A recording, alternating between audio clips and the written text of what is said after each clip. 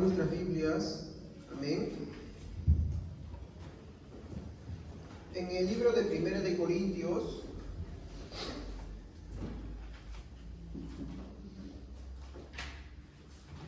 en el capítulo 12, versículo 9, y estamos continuando con nuestro estudio del libro de Corintios, titulado Entendiendo el don de fe, ¿no? Y leemos en el versículo 9: a otro fe por el mismo Espíritu, y a otro dones de sanidades por el mismo Espíritu. Antes de empezar a la oración, yo quiero que me entiendan de que antes de poder hablar del don de fe, me era necesario, o bueno, me es necesario hablar sobre las otras cosas, ¿no? Como qué es la fe salvadora, ¿no? ¿Qué no es, mi hermano? Entender muy bien de qué se diferencia de la fe natural que hemos estado hablando en el servicio pasado, porque si no entendemos esas cositas básicas, mi hermano, vamos a mezclar todo lo que es, mi hermano, concerniente a lo que la Biblia dice del don de fe, y vamos a hacer una mezcolanza de cosas que al final, mi hermano, termina una serie de ideas hoy día tan distorsionadas, mi hermano, lejos, mi hermano, de lo que la verdad bíblica nos muestra, ¿ok? Entonces, por eso es importante que estemos atentos, presentes a cada uno de los servicios, mi hermano, y tomemos nota de lo mayor posible que podamos para poder, mi hermano, entender más esto. ¿Amén? Muy bien. Entonces, vamos a hacer una oración para poder empezar. ¿Amén? Te damos gracias, Padre, en el nombre de Jesús, por esta gran oportunidad y misericordia que tú nos concedes de estar en tu casa. Señor, es un privilegio que no merecemos, Señor, por lo cual te pido, Dios mío, que cada uno de los que están acá, cada uno de tus hijos que han venido, entiendan eso, comprendan, Señor, agradezcan al Señor, porque es para nosotros un privilegio poder adorarte, Señor, separar este día para ti, Señor, para hacer un alto a todas nuestras actividades, a todas nuestras cosas, Señor, que a veces nos afanan, Señor, o que nos afligen, para poder concentrarnos en ti, que es lo que tú pides, Señor. Te agradezco por esto y te pido también por muchos hermanos que de repente todavía no comprenden bien estas cosas, que tú nos ayudes a entender para que ellos puedan madurar, puedan comprender, Señor, puedan asimilarlo y de esa forma hagan una adoración que te agrada a ti, Señor. Te ruego, Dios mío, estas cosas en el nombre de Jesús, que también me ayudes, Señor, también te ruego por mí, Señor, para que yo pueda dar esta palabra, Señor. Ayúdame, Señor, a poder transmitirla de una forma clara, comprensible, sencilla, para que cada uno de tus hijos que está aquí presente salga edificado de tu casa, salga fortalecido, Señor. En el nombre de Jesús, amén. Tomen asiento, queridos hermanos. El tema de hoy, bueno, se vuelve a titular Entendiendo el don de fe, ¿no? Yo sé que muchos van a preguntar, pero ¿por qué la hace tan larga? ¿Por qué no se va al grano? Porque cuando hablan del don de la fe, mi hermano, inmediatamente algunos van a relacionarlo con muchas de las ideas que hoy en día hay, que si bien es cierto pueden sonar muy bonitas, muy coherentes, pero de nada nos sirven si esas no tienen un respaldo bíblico. Entonces lo que nos importa acá, mi hermano, es agarrar, mi hermano, y entender qué es lo que la Biblia dice sobre cada tema que habla. Por eso les dije que para poder entender el don de la fe tendríamos que empezar a estudiar qué es la fe, ¿no? Pero, mi hermano, en este estudio, mi hermano, es importante, mi hermano, que podamos nosotros diferenciar, ¿no?, entre tres cosas, mi hermano, que la Biblia nos muestra, ¿no? Por ejemplo, la fe natural. Pero pastor, yo nunca he escuchado en la Biblia que la Biblia habla de la fe natural. Bueno, sí la habla, sí menciona sobre ella. Si no, mi hermano, no la tendríamos por qué estudiar, ¿no? Si no, la Biblia no la mencionara, pero sí tenemos que estudiarla. Habla de lo que es la fe natural. Nos habla de la fe bíblica o la fe salvadora, ¿ok? Y acá le puse fe bíblica porque quiero diferenciarla de la fe natural, del concepto que la gente tiene sobre fe. Hay que la Biblia le dice fe natural, pero ¿qué se diferencia de fe bíblica en qué cosa? En que la fe bíblica salva. Y estuvimos hablando la semana pasada de lo que era la fe natural, ¿recuerdan? Cómo es que muchas personas dicen creer en Dios, pero la verdad es que esa creencia, mi hermano, no les ayuda, no les salva, no les beneficia, no lleva a ningún puerto seguro. Pero la gente entiende que eso es fe, y muchos cristianos dentro de una iglesia muchas veces dicen creer en Dios, pero no son creyentes verdaderos de Dios. Ay, pastor, ya no va a meter miedo. No es mi intención meterles miedo. Tampoco es mi... Yo no soy de esos pastores conspiranoicos que agarran y te presentan la Biblia como un libro de terror, no. Pero sí la Biblia me manda que hagamos un autoanálisis de nosotros para ver si estamos en la fe. ¿Estamos? Y eso es importante. Porque nuestra fe, mi hermano, no es que mi hermano simplemente sea un mero creer tampoco. ¿Ok? Nuestra fe tiene bases, tiene puntos de los cuales se ancla, para que nosotros podamos, mi hermano, discernir, podamos entender y podamos probarnos a nosotros mismos si estamos en la fe de verdad o si simplemente estamos engañándonos. De hecho, algo que les puedo adelantar es que la fe natural, mi hermano, al no ser bíblica, mi hermano, es una fe mentirosa, engañosa, es una mentira de Satanás. ¿Me entiendes? Y eso hay que diferenciarlo. Y si a ti te preocupa tu hermano, te preocupa tu hermana, te preocupa la gente que se vive engañando, tú no te vas a poder quedar callado y decirle simplemente, bueno, sí, sigue así, ¿no? ¿Por qué? Porque si esa persona se muere, mi hermano, se irá al infierno, será condenada. Y es tu obligación, y es mi obligación, el predicarles de eso. Es más, al que está a tu lado, también deberías predicarle, porque ¿cómo sabes tú de repente que él está creyendo en una cosa equivocada? Es por eso importante que cada uno de nosotros aprendamos, la fe pues no hay la certeza de lo que no se ve, la convicción de lo que se espera. Y lo tomamos eso tan a la ligera que no entendemos el trasfondo. Al punto que lo llevamos a la superstición todo esto. A modo de introducción vamos a tomar solamente algunas cositas que hablamos de la fe natural. No voy a hablar de todo porque no puedo retroceder, si no avanzaría. ¿Ok? Entonces habíamos dicho, mi hermano, que la fe natural, mi hermano, todos los seres humanos la tienen, ¿no? Esto es lo que los teólogos llaman la fe, bueno, como les dije, ¿no? La fe natural, ¿no? Ahora sí, la fe natural también la da Dios. Pero ¿cómo es esta fe natural, mi hermano? Es la confianza, obvio, natural, que cualquier, mi hermano, persona tiene, mi hermano, y deposita sobre algo en particular. Por ejemplo, usted toma un taxi, mi hermano, ¿y por qué toma un taxi? Lejos de correr velocidad, ¿por qué la toma? Es más seguro. Pero esto lo podemos ver de esta manera.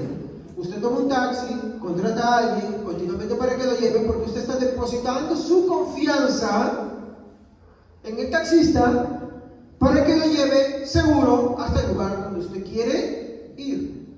¿Cómo se le llama eso? Confianza. ¿Ok? Usted confía en que algo que usted está preparando le va a salir como usted ha pensado porque usted está confiando en sus habilidades para llevar a cabo eso. ¿Se dan cuenta? Es una confianza natural. Todos los seres humanos la tienen.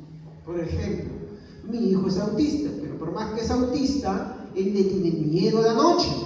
Entonces, cuando él le tiene miedo a la noche, si yo estoy cerca, se agarra de mí y no me suelta. ¿Por qué? Porque tiene confianza en que lo voy a proteger. Y una vez que llego a un lugar claro, me va a decir. ¿Me entienden?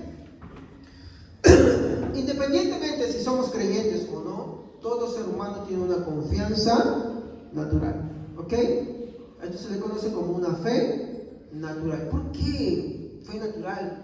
¿Que entonces los incrédulos también tienen fe? Nosotros, los cristianos, decimos que todas las personas tienen fe natural por cómo ellos confunden las cosas. Porque cuando ellos dicen, por ejemplo, mira, ten fe que va a salir bien las cosas, ten fe que vas a pasar el examen, ten fe que tu trabajo, que tu proyecto o lo que estés haciendo va a resultar. Ellos están basando que eso que tienen fe, mi hermano, también está vinculado con las cosas de Dios. Y que porque ellos crean, es una creencia supersticiosa, porque el simple hecho de creer ya tiene que ser una realidad. ¿Me entienden? Es por eso que nosotros le decimos a eso una fe natural, pero tiene un nombre más feo todavía que dentro de un momento lo voy a mencionar. Y eso sí lo vamos a encontrar tal cual escrito en la Biblia. De hecho, fe natural es una forma de no ofender, de que no le suene ofensivo, ¿no? Hay gente que es más susceptible a reaccionar a ciertas cosas. Entonces, para eso usamos esa otra palabrita, fe natural. Pero ¿en qué distinguimos la fe natural de la fe bíblica? De que la fe natural no salva a nadie. Por ejemplo, los ateos, mi hermano, creen que Dios no existe. ¿Ellos tienen fe? ¿Pero cómo? Claro, natural, pero ¿cómo? Tienen confianza en sus conocimientos humanos de Cristo. Exacto. Ellos tienen una fe natural. No, ellos no te van a decir esa palabra, pero tienen una confianza. Tú no les puedes decir, no, yo creo que tú también tienes fe, no, porque te van a rabiar y van a sentarse nada más de que tú hayas dicho fe. No, tú tienes que decir, bueno, yo sé que tú tienes confianza en lo que tú sabes. Eso es lo que nosotros entendemos como una fe natural. Todo ser humano la tiene. Ellos confían en lo que creen. ¿Entienden? En las cosas que ellos han logrado recopilar como una forma de dar en contra a la creencia o a la existencia de Dios. Entonces, ellos tienen una fe natural, sí, porque tienen una confianza en las cosas que han creído. Estamos. Entonces, aunque tienen, mi hermano, ellos una confianza que va a estar dirigida en muchas direcciones, no podemos decir que esa confianza salva. ¿Lo comprenden? ¿Cuánta gente te dice, yo tengo confianza en que si me voy a sanar, me voy a sanar? Y esto dice, yo tengo fe. ¿Estamos? Si dicen fe, entonces inmediatamente vinculan a Dios, aunque no crean en Dios. Y ellos mezclan estas cosas así.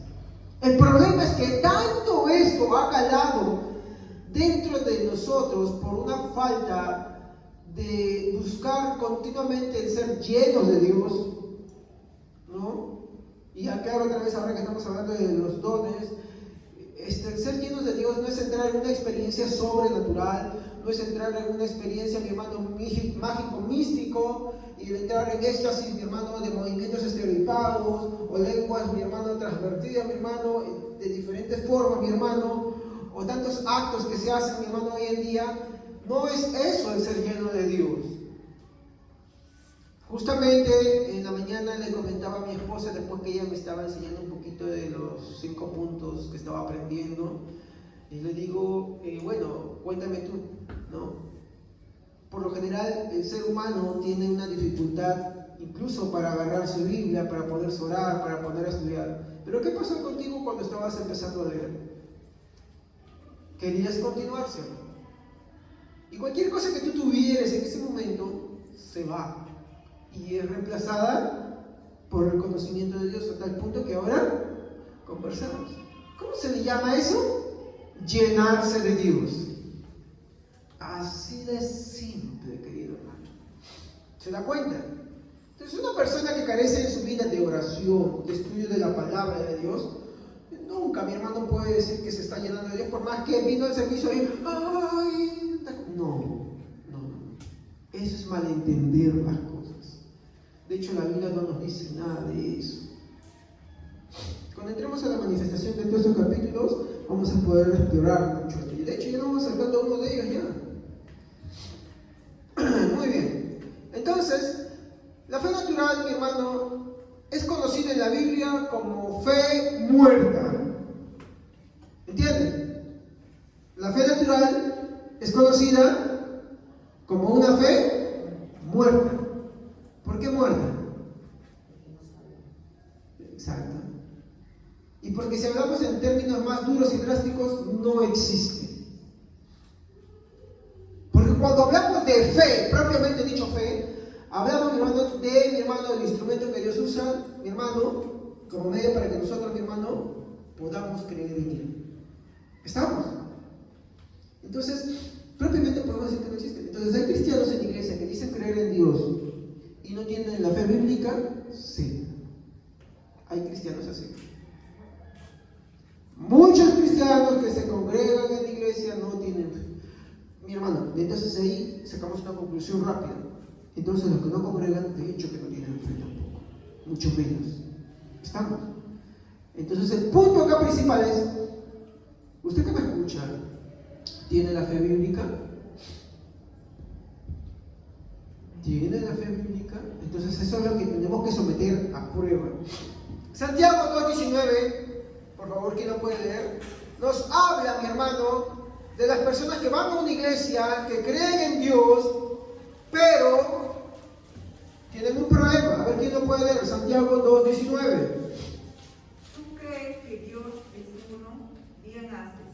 También los demonios creen y tiemblan. ¿Saben por qué les digo que esto le está hablando a los que se congregan en una iglesia? Porque Santiago está hablando en contra de una de las herejías, mi hermano, que en ese tiempo, mi hermano, se suscitaba. Entonces, habla bajo un punto doctrinal. ¿Tú crees que Dios es uno? Sí, Dios es uno. ¿Tú crees que el Padre, el Hijo y el Espíritu Santo son uno? Sí, muy bien. ¿Crees en un punto doctrinal? Tienes el conocimiento básico de algunas cosas. ¿Pero qué más? A ver, otro hermano que lo lea. ¿Tú crees que hay un solo Dios? Magnífico. También los demonios lo creen y tiemblan. Muy bien, ese conocimiento no te hace a ti privilegiado. Porque ¿quién también lo tiene? Demonios. Los demonios. Y ellos creen, pero ¿creen que son salvos? No. Los demonios creen y no son salvos. ¿Tiemblan ante ese conocimiento? ¿Y son salvos por eso? No. Ahí empezamos con un buen punto de partida. Entonces, ¿tú por qué crees que porque sepas algo, eres salvo por eso?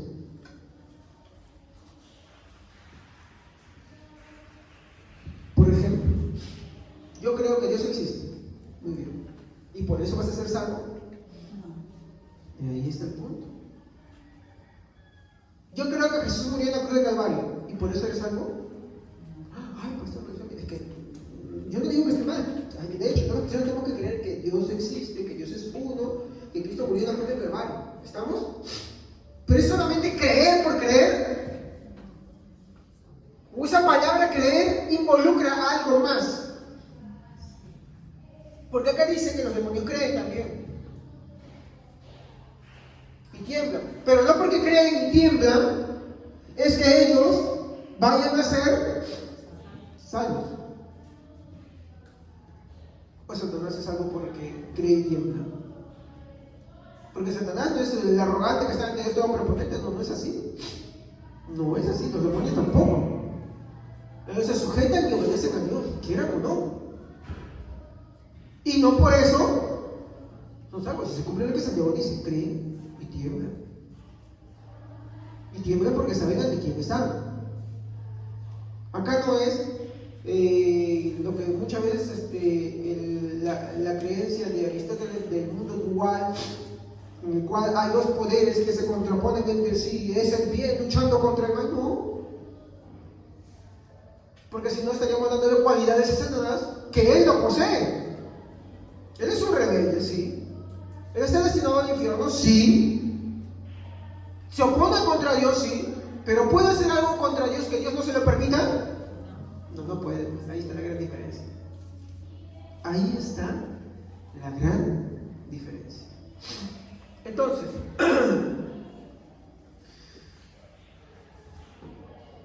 ¿qué nos habla, mi hermano, Santiago 2:19?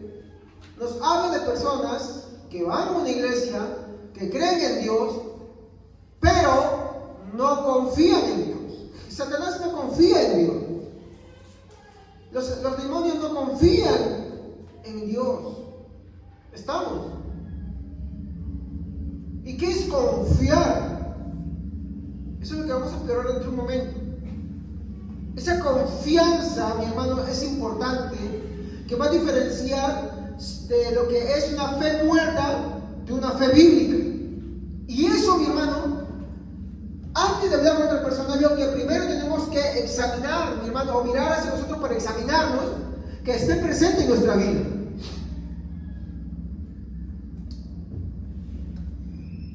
Por ejemplo, dentro de la iglesia hay una mentira de la confesión positiva. Estaba escuchando a un tal Austin, no me acuerdo qué. Tiene libros, bestseller, incluso no sé por ahí que he visto, ¿ya? puede ser problemita, ¿no? Un tema que él hablaba decía, activa la fe y no el temor. Bonito suena, ¿no? Activa la fe. Suena lindo. Y me acuerdo que la persona, ¿cómo se emocionaba? Un estadio lleno de gente. Un estadio con un montón de gente que uno diría, ¿cómo no quisiéramos tener así, no? Un estadio con tantísima gente, qué eufórica, cómo le encanta esa palabra, y a muchos les encanta.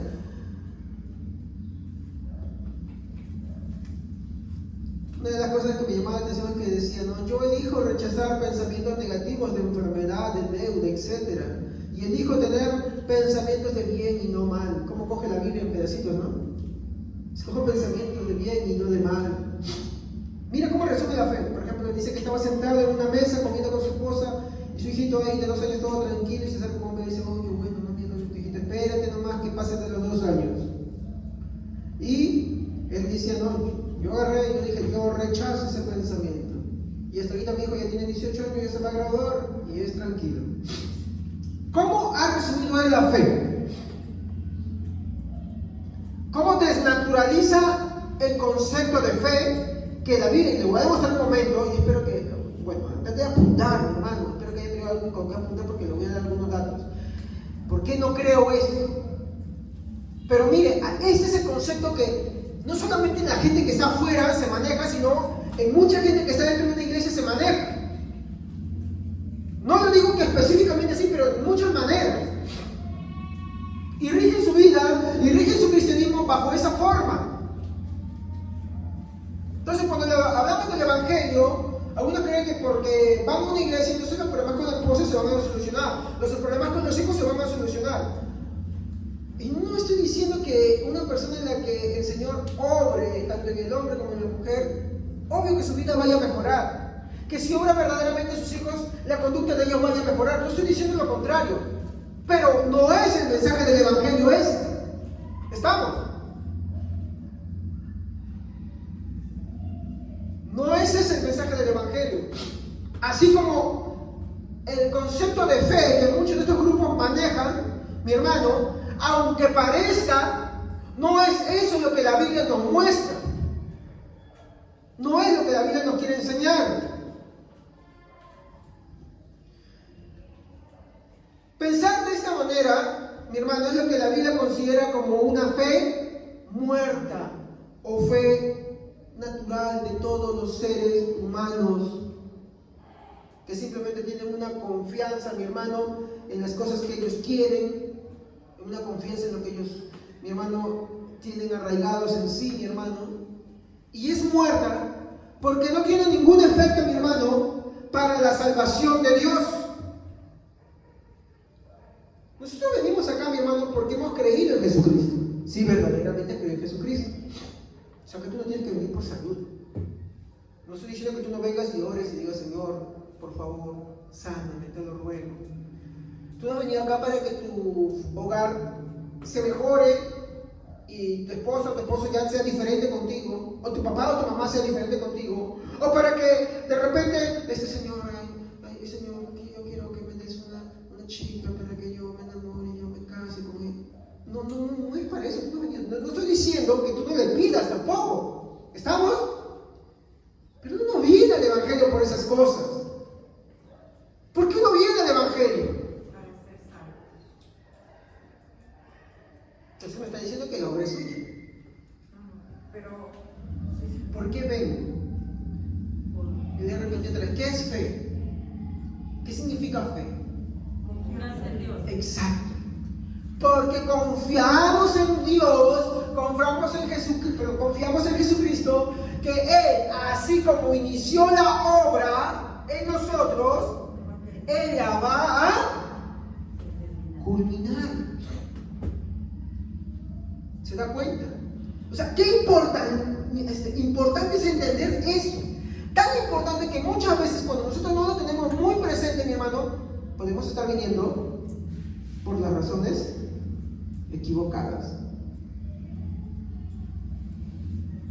Por ejemplo, hay hermanos que buscan eso, hay hermanos que buscan las experiencias, por ejemplo, ¿no? Si una iglesia habla en lenguas, danzan y hacen esas cosas, van a esa iglesia. ¿Pero por qué están yendo a esa iglesia? ¿Cuál es el objeto de su devoción a Dios? ¿Cuál es el punto central de su devoción ahí? ¿Es Cristo mismo? ¿O qué? Aunque ellos dicen que van y buscan a Cristo, pero ¿cuál es el objeto? ¿Alguien? Ya, pero ¿cómo? Está bien las emociones, pero ¿cómo? Recibir favores de Dios. Por ahí. A ver, vamos a ver. Es como los que van a una iglesia porque Dios quiere que les dé dinero. Entonces ellos pactan, dan, y no estoy diciendo que no debemos de ofrendemos, hermano. ¿Estamos? De hecho, las ofrendas y los diezmos no son coactivos porque tú no vas a ser salvo por ellas. Pero las obras siguen a los que creen en verdad. De tal manera que un creyente, mi hermano, que en verdad ha creído, ofrenda el diezmo. Y el diezmo, por así decirlo, es un concepto de lo mínimo que nosotros deberíamos dar como un agradecimiento a Dios. ¿Me entienden? Y eso cambia. Diferente. Ya no te lleva al esto de decir, yo pacto por esto porque yo quiero bendición y esto. No. Yo lo hago. Y ahí sí es bíblico.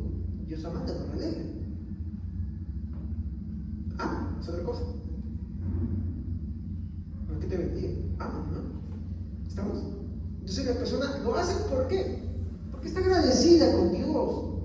Ya no es coactivo. Es como que una persona venga porque te jala a la iglesia y otra porque de verdad quiero estar, quiero adorar, quiero escuchar su palabra. ¿Me entienden? Entonces, por ejemplo, hay iglesias en las cuales hay personas que dicen, el predicador del momento. Entonces, si hay un predicador nuevo, ellos quieren ir ahí. Emocionados, todo eso. Si hay instrumentos, él está todo eso. No estoy diciendo que no sean importantes esas cosas, sino que, ¿cuál es el punto central ahí de su fe? De su fe muerta, vamos a hablarlo así. Las cosas que están ahí. Por ejemplo, las personas que van a una iglesia, mi hermano, porque en la iglesia saltan, en la iglesia hablan en lenguas y dan vueltas, parecen trompitos por aquí y por allá. También tienen una fe muerta. ¿Por qué? Porque van en búsqueda de esas emociones, de esas sensaciones. Entonces su fe no es bíblica, es una fe muerta. Porque el objeto de su fe son las cosas que se experimentan. Sammy me lo decía. ¿Qué sentiste hoy? Ya, qué chévere. Y cuando ya pasó una semana, no debes vivir de la experiencia del mañana, debes buscar cada día una nueva experiencia. Yo debo buscar experiencia, debo buscar a Jesucristo. Porque el objeto de mi fe, ¿quién es? Cristo. Es Cristo. Y no las experiencias, ni las emociones, ni las sensaciones, ni nada de esas cosas. Cualquier cosa que desvíe nuestra atención hacia esos puntos se le conoce como fe natural. Y fe natural es porque no es una fe bíblica, porque no salva. Por ende es una fe muerta. Muy bien. Entonces,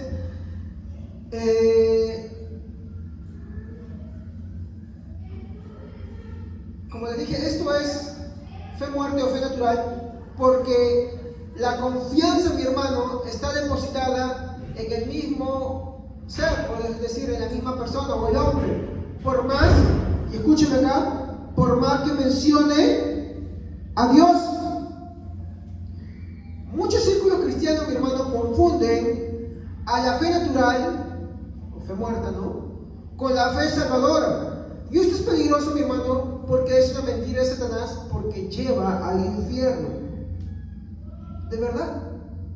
Un hermano o una hermana que no entiende la diferencia entre fe natural y la fe viva, entre la fe muerta y la fe viva, y que vive su vida, mi hermano, engañado, no por inocente, ¿comprende? No por inocente, sino porque rehúsa, mi hermano, querer cambiar el objeto de su confianza, es condenado por su propio obrar.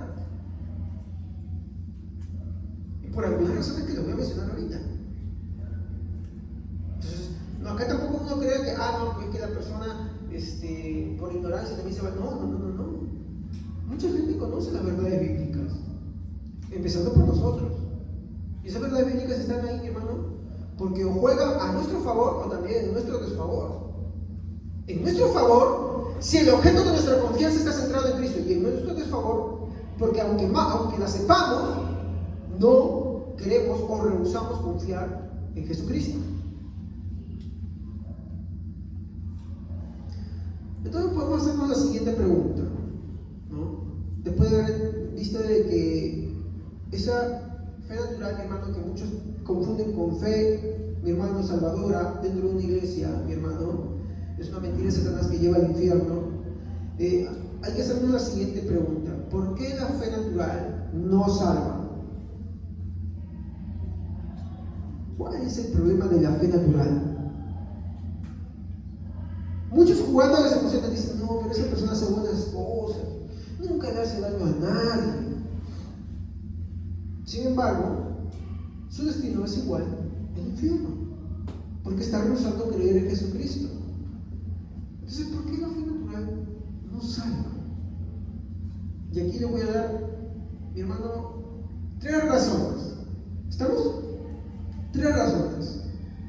Primera razón: porque su confianza, mi hermano, está centrada en algo o alguien. En algo, un objeto, o alguien, una persona. Fe natural. Su confianza está centrada en algo o alguien. Un objeto puede ser. Hay gente que confía en un objeto, ¿no? Piensa que los objetos son fuentes, mi hermano, por las cuales la fe está siendo obrada. ¿Cuántos, mi hermano, cristianos creen en eso hoy en día? Y van a la iglesia para que le entreguen la limita molida por el molino de Jesús, la astilla del madero de la cruz de Cristo. Pasa por el manto sagrado, es un pedazo de compañía por el cual todos están pasando. En algo. Cuando la persona que está en la iglesia se convierte en el Mesías de todos. Cuando, como los ejemplos que le mencionaba este pastor Joel Austin, algo así, Joel Austin, no me acuerdo cómo se llama. El objeto de su confianza está centrado en su positivismo. ¿Quién está detrás de ese positivismo? La persona misma. Yo creo que me va a salir bien. Yo creo. Yo pienso que eso sí. Y aquello y lo otro. Está centrado en la persona misma. Entonces, cuando el objeto de nuestra confianza está centrado en un objeto, en algo o alguien, eso se llama fe natural. Por más que mencione a Dios, ¿estamos? Por más que mencione a Dios, por más que te dé textos bíblicos, versículos bíblicos, es una fe natural. Porque los objetos y las personas no podemos salvar a nadie. Yo no puedo salvar a nadie, no me puedo salvar a mí mismo. Porque el único salvador es exacto. ¿Ya se va dando cuenta cuál es la diferencia? ¿Sí? Entonces, ¿pueden haber personas dentro de una iglesia protestante cristiana también que tienen fe natural o fe muerta? Sí lo hay. Y los hay muchos, más de lo que ustedes se imaginan. Más de lo que ustedes se imaginan. Porque si la confianza no está puesta en Cristo, están perdidos. Entonces, ¿por qué la fe natural no salva? Le voy a dar una segunda razón. Porque su confianza está depositada en lo que perciben sus sentidos y sus emociones. Cuando hablamos de percibir con los sentidos, hablamos de qué sentidos tenemos. A ver, ¿cuáles son? La vista, el olfato, el gusto, el tacto, ¿sí o no? Y sus emociones, lo que sienten. Y esto, hermanos, es demasiado frecuente en nuestros días. Ya si estuvo atento a lo primero que hablé, se va a dar cuenta porque esto segundo también es fe muerta y no salva. Cuando hablamos de una confianza que está depositada, mi hermano, en lo que perciben los sentidos es aquello, mi hermano, que uno, pues, por ejemplo, dice, ¿no? Mira, a esa persona le va bien por esta razón, entonces yo también voy a hacer lo mismo para que me vaya bien. ¿Estamos? O por el simple hecho de yo participar de un grupo, yo ya soy salvo. Es todo, mi hermano, aquello que está percibiendo con sus sentidos, la vista, ¿no? El tacto. Por ejemplo, si hablamos, le llevamos un ejemplo bien simple, ¿no? Hoy en día el concepto de amor está tan generalizado que, por ejemplo, cuando hablan de amor, hablan que, porque yo siento pasión, eso es amor, ¿sí o no?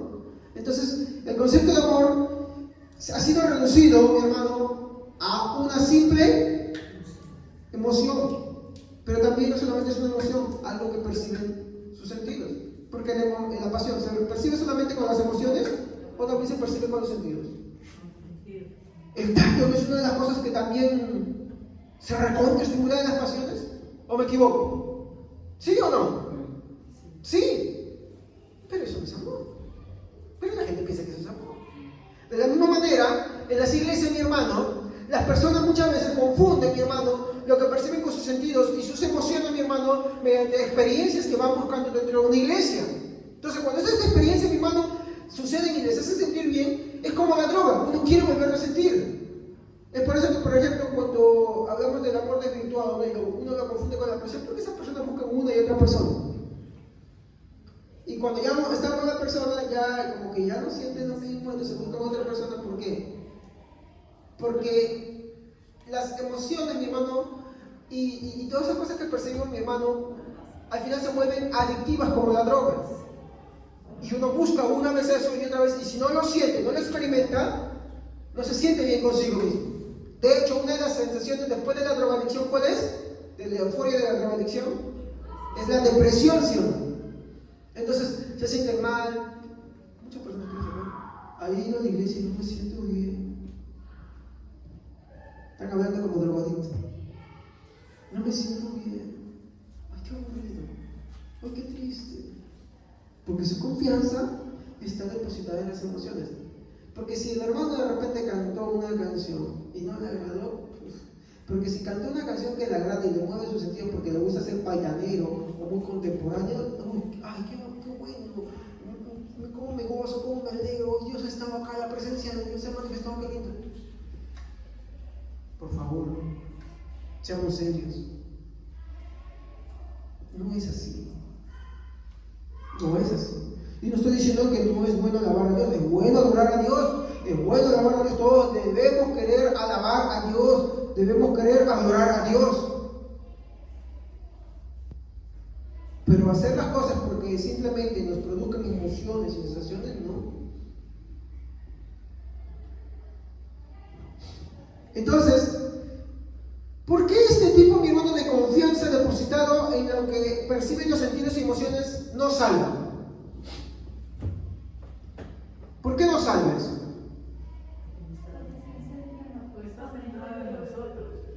¿De qué manera? Lo he dicho hace un momentito, ahí lo dice. En las emociones, ¿y en qué más? Y en lo que perciben los sentidos. ¿Cuántas veces cuando usted habla de alguien, ¿y por qué crees en Dios? Ay, es que yo sentía a Dios en mi corazón. ¿Pero cómo? Ay, es que sentía el fueguito. ¿Y eso es fe? Entonces quiere decir que si no lo siente de esa manera, no cree en Dios. Yo no estoy diciendo que Dios no te haga sentir cosas bonitas. Sí lo hace. Pero ¿cómo lo hace ese punto? Esto parte, mi hermano, de la palabra de Dios. Cuando la palabra de Dios, mi hermano, opera en el ser humano, ¿sabe cómo sucede esto? ¿Dónde obra primero? Obra acá. Porque te hace entender, te hace comprender. Y cuando te hace comprender, eso afecta. Te sientes alegre, te quebrantas, en arrepentimiento, en regocijo, o alegría, porque ahora entiendo y comprendo. ¿Me entiendes? Pero ¿cuál es el problema acá? Con esto, que es al revés. Entonces trae que yo siento y acá no importa nada, pues esto no importa. ¿Y por qué hablamos de la palabra de Dios? Porque la palabra de Dios es exhalada por Dios, es inspirada por Dios. Pero a muchos no les gusta y usan de una forma, mi hermano, errónea el versículo. Ay, no, ¿sabes qué? Si tú sabes que le estás hablando ya de algo que ya no puedes, no, ¿sabes qué? La Biblia dice que la letra mata y el espíritu vivifica. La letra para nada sirve. Entonces dejemos los libros, dejemos la Biblia, dejemos todo eso. Esto lo van en contra de la misma Biblia. En contra de la misma palabra de Dios. ¿Para qué estudiar? ¿Para qué leer? Porque lo importante para ellos está. No, porque es importante predicar. Pero mientras menos conozca al Señor, menos poder presentar el Evangelio. Porque su confianza en que está depositado en lo que perciben y en lo que sienten, en sus emociones, en lo que ellos pueden percibir. Por eso, mi hermano, hay servicios en los cuales uno ve, mi hermano, por los videos, mi hermano, de que hay gente que está, por ejemplo, una canción y como están, ¡ay! Y están así. Después 15 minutos de palabra de eso, ¿qué es eso? Porque eran sus sentidos y sus emociones lo que para ellos importaban. Yo he vivido en una iglesia pentecostal, bien pentecostal, en la que todos estaban, ¡ah, habla lenguas esto! Y si alguien no decía, tú no tienes el Espíritu de Dios. Y todos estaban así. Y cuando venía la palabra de Dios, estaban, claro, porque estaban cansados porque su centro era ese. Y después decían, ¿y cómo estuvo el culto? ¡Glorioso! ¿Y la palabra? Nada. Nada. Y la palabra para el cuerpo estaba enfocada solamente en lo que se hizo, pero de que estaban en las experiencias y nada más. Entonces al final no hubo tampoco palabra. Y hay escuelas para eso. Hay institutos y seminarios teológicos, porque uno hay, incluso para escoger uno de esos, uno tiene que ver qué cosa es. No cualquiera, porque digo, yo estuve en el Instituto Bíblico también. Y no estoy diciendo que esté mal, está muy bien, pero hay que ver también qué sitios. ¿Entiendes? Hay que comprender eso. Porque mi hermano, no tener cuidado, mi hermano, olvídate. Por ejemplo, yo pongo una manera bien fácil. A ver. No es igual que tú te vayas a un instituto protestante que un instituto a un seminario protestante, a que te vayas a un seminario testigo de Jehová. ¿Es igual o no es igual? ¿Por qué no es igual? De la misma manera, no es lo mismo que irse a un seminario bíblico que irse a un seminario que está centrado solamente en estudiar y darle énfasis a sus emociones y sus experiencias. ¿Se dan cuenta? Hay que tener eso en cuenta. Entonces, por esa razón, mi hermano, ese tipo de confianza, que aunque lo disimulan detrás de Dios, que Dios se los da, esas experiencias y todo eso, no salva, no tiene ningún efecto, no produce santidad, porque al día siguiente la persona está igual. Sigue siendo, mi hermano, pegalón, fornicario, adúltero, mujeriego, mi hermano, ladrón, mentiroso, codicioso. ¿Entienden? En cambio, cuando la confianza se centra en Jesucristo, su palabra obra en nosotros. Ya, mi hermano, aunque el pecado nos llame y batallamos con él, mi hermano, este no es igual para nosotros, ya no sabe igual para nosotros. Lo detestamos, lo aborrecemos. Si faltamos a Dios nos arrepentimos, pero ya no queremos pecar más. ¿Me entienden? Esa es la gran diferencia.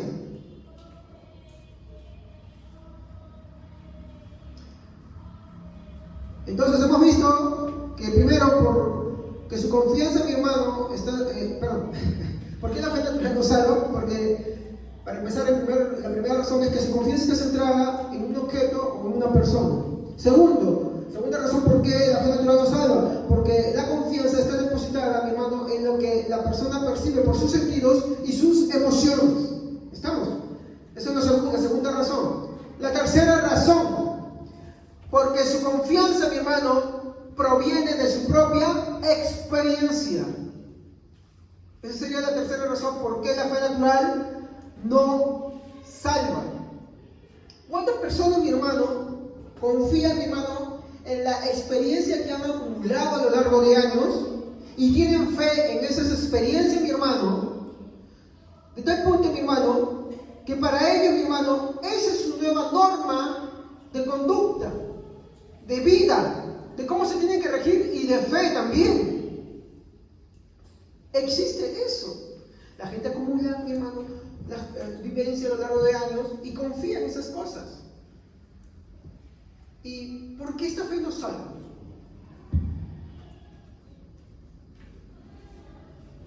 Porque esta, mi hermano, confianza está depositada otra vez ¿en qué? en las experiencias acumuladas a lo largo de la vida de la persona. Entonces, ¿por qué no salva? Porque esa confianza no debe estar depositada ahí. ¿Dónde debe estar depositada? Entonces, las tres razones que le he mostrado, mi hermano, no salvan. Porque su confianza está depositada ¿en qué? En cualquier cosa menos en... Y personas dentro de la iglesia pueden haber así. De hecho, no es que puedan, las hay. Las hay. Y eso es peligroso. Porque eso es una mentira de Satanás. Porque eso nos lleva al infierno. Como le dije, por esta razón a mi hermano se le conoce como fe muerta, porque no salva. Es por eso, mi hermano, que cuando esas creencias son de esa forma se las considera herejías. Porque están hablando cosas contrarias a lo que verdaderamente es la fe. Si hoy en día, mi hermano, habláramos claramente qué es la fe, mucha gente afuera no se andaría engañando y lo pensaría 2 veces antes de decir, ¿crees en Dios? ¿Tienes fe en Dios? O sea, por ejemplo, ¿usted cree en Dios? Sí, creo que Dios existe. ¿Tienes fe en Dios? Entonces lo pensaría muy bien. Porque ellos piensan que fe es el simple hecho de creer. Ay, pero pastor, ¿qué dice Hebreos 11:1? ¿Qué es la fe? Eso es lo que vamos a ver ahorita. Y es ahí donde que entramos a lo que es la fe salvadora. De hecho, mi hermano, la fe salvadora es todo lo contrario a lo que hemos estado hablando ahora. Y algunas cosas que hemos estado mencionando tienen que entrar a detallar acá con la fe salvadora. La fe salvadora, mi hermano, es conocida en la Biblia como fe viva por ciertas características. Primera característica, mi hermano, ¿por qué es fe salvadora? Primero, es por quien le da origen, y no solamente le da origen, sino también la culmina. Hebreos 12:2, por favor, ¿quién puede leerlo? Hebreos 12:2. Ese es lo que va a diferenciar, mi hermano, a la fe natural o fe muerta de la fe salvadora o fe viva. Hebreos capítulo 12, versículo 2. Amén. Puso los ojos en Jesús, el autor y consumador de la fe, quien por el gozo puesto delante de él soportó la cruz, despreciando la vergüenza, y se ha sentado a la diestra del trono de Dios. Muy bien. Cuando Hebreos 12:2 nos habla de autor, en el griego nos está refiriendo como al primero. ¿Estamos? Y cuando habla de consumador, nos está hablando del último. O sea, bueno, disculpen ese o sea. Bueno, es decir, que la fe tiene su origen. Por eso es que le dije que los otros conceptos anteriores eran fe natural o fe muerta, porque la fe bíblica tiene su origen ¿en quién? En Cristo. ¿Qué dice acá en Hebreos 12:2? Lean ahí. ¿Quién es el autor y consumador? Ahí dice: puesto los ojos en Jesús, porque Jesús es el autor, no es el hombre. O sea, cuando uno dice, por ejemplo, mira, yo soy salvo porque yo tuve fe en Dios, ¿qué? Entonces tú te salvaste a ti mismo. Pero pastor, la Biblia dice muchas veces que hubo gente que Jesús vio que tenía fe. Sí, porque es una fe imputada, transferida, dada. No tuvo su origen en ti, tuvo su origen en Jesús. Cuando él habla como autor, ¿qué es un autor? Por ejemplo, cuando alguien hace una pintura, ese pintor es su autor, porque le dio un origen, pero no solamente su autor, también es su culminador, porque le dio un fin, o sea, acabó un trabajo, es el autor, lo creó. Cuando alguien escribe un libro, por ejemplo, este libro que está acá, ¿quién es su autor? ¿Quién? Spurgeon, ¿sí o no? Muy bien. Hablamos de autor, ¿no? Entonces, Cristo, ¿qué dice la Biblia? Es que, pero es el autor ¿de qué? de la fe. Entonces, cuando alguien tiene fe, ¿quién es el autor de la fe? ¿Esa persona? No, Cristo. ¿Yo soy autor de la fe? No, ¿Tú eres autor de la fe? no. ¿Quién es el autor de la fe? Jesucristo. ¿Y por qué es el autor? Porque Él le dio origen.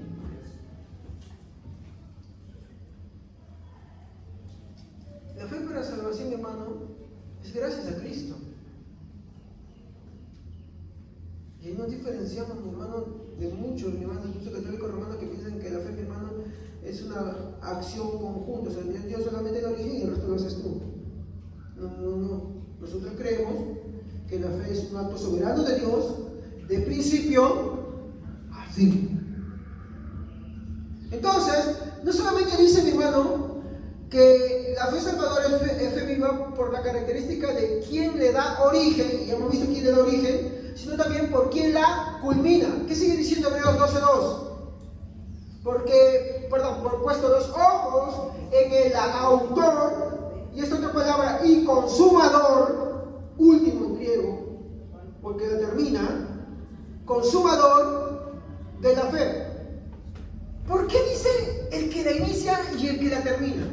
¿Cuál es el objetivo de la fe, mi hermano, en Cristo Jesús? Nuestra redención, nuestra salvación. Él es el que le da el origen y Él es el que la va a dar por culminada la obra. ¿Me comprende? No somos nosotros mismos. Y ahí nos vamos diferenciando de la fe natural a leguas, muy lejos, muy distante. De hecho, tú no puedes, mi hermano, si alguien te empieza a hablar eso, quedarte callado. Tienes que hablarle, tienes que predicarle que lo que está creyendo está mal. Y acá tienes un versículo muy bueno. Entonces, la fe viva, mi hermano, tiene características. La primera característica es por quien le da origen y también la culmina. Muy bien. Segunda característica, por quien la trabaja continuamente en nosotros. Sí, hay alguien quien trabaja la fe continuamente en nosotros. ¿Qué? ¿Nosotros no trabajamos la fe? Bueno, sí es cierto, nos esforzamos muchas veces, pero nuestra fe va languideciendo también muchas veces.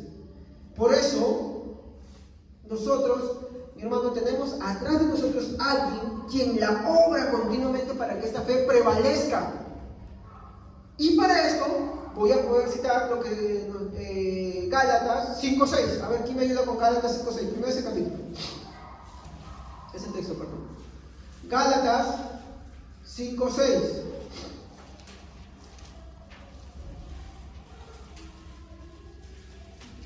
¿Quién lo puede leer? En Cristo Jesús de nada vale estar o no circuncidados. Lo que vale es la fe que actúa mediante el amor. Muy bien. Acá descartemos el tema de la circuncisión. Acá no le está dando importancia ni desvaloramiento. ¿Estamos? Porque el texto empieza diciendo, ¿no? Porque en Cristo Jesús, mire, en Cristo Jesús. Nota primero, en Cristo Jesús. Ni la circuncisión vale algo, ni la circuncisión vale algo, ni la incircuncisión. Y acá viene lo importante. Sino la fe. ¿Estamos? ¿Hasta ahí estamos todos? Sino la fe. Pero miren, note esto que dice acá. Sino la fe que obra. Y este obrar en algunas versiones es trabaja. Miren, sino la fe que obra por el amor. Entonces yo le haría acá la pregunta, ¿por el amor de quién? ¿Cómo empezó el versículo? Exacto. La fe que está en nosotros obrando, obra por el amor de nuestro Señor Jesucristo. Porque Él es quien la trabaja continuamente en nosotros, ya que los seres humanos por naturaleza le resisten a Dios. Y si no fuera por la obra que Él hace continuamente en nosotros, me cree, le voy a dar un texto más. Lucas capítulo 22. De hecho, podemos mencionar un montón de versículos más, pero el punto es avanzar también, hermanos. Lucas capítulo 22.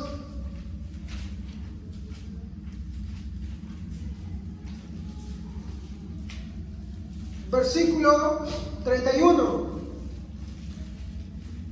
Lucas 22, 31 al 32. ¿Quién lo puede leer? Dijo también el Señor: Simón, Simón, y aquí Satanás os ha pedido para zarandearos como al trigo. Pero yo he rogado por ti, que tu fe no falte, y tú, una vez vuelto, confirma a tus hermanos. Muy bien. Según este versículo, ¿hay dos poderes que batallan en este mundo? No. Porque mire cómo inicia. Dijo también el Señor: Simón, Simón, y aquí Satanás os ha pedido. ¿Qué pide Satanás? Exacto. Pide permiso. No son dos poderes. Que Dios se lo permite es otra cosa. ¿Estamos? Es muy diferente. Ahora, ¿se lo permite porque es malo? No. Porque quiere algo más Dios de nosotros. Entonces, Satanás es un instrumento. Es un instrumento simplemente. Nuestro temor no debe estar en Satanás. Nuestro temor debe estar en ¿quién? En Dios. Pero un temor reverente, con respeto, que es muy diferente al temor de pavor, de pánico. ¿Qué más dice? Satanás os ha pedido para zarandearnos como el trigo, ¿no? Es el acto en el cual las personas agarran y agitan, ¿no?, el trigo para que la pajita se la lleve el viento, ¿sí o no? Más pedidos son para zarandearlo, ¿no? Es lo que estaba hablando de lo que iba a pasar con Pedro cuando horas más adelante él va a negar a Jesús. ¿Y va a negar a Jesús una vez? 3 veces. Va a negar, va a maldecir, va a jurar afirmando que no conoce a Jesús. Los zarandearon, le agarraron en masa, ¿sí o no? Y es como decir, te pasó una cosa mala y avanza las horas y te pasa otra cosa peor. Y después pensaste que ya pasó, y si no pensabas que ibas a pisar más hondo, pisas más hondo todavía. Y encima estás caminando y pisas el popó del carro y encima, ya para remate ya, ¿no? O sea, es una forma de, por así decirlo, cuando las cosas malas vienen a nuestra vida, para que mi hermano nos vaya peor muchas veces. ¿Estamos?